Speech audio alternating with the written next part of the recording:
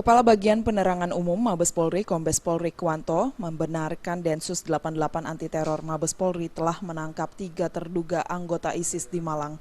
Ketiganya ditangkap dalam operasi yang digelar oleh Detasemen Khusus 88 Anti Teror sejak kemarin.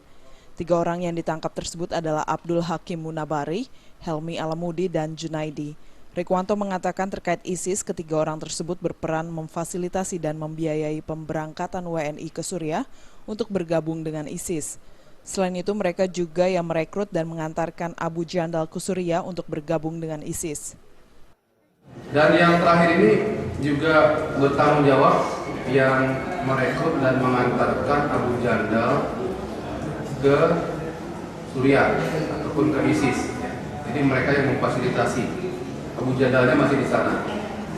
Kemudian dalam perkembangannya masih akan dikembangkan lagi, kemungkinan besar ada tersangka lainnya yang masih dicari oleh tim dan masih dalam proses di lapangan.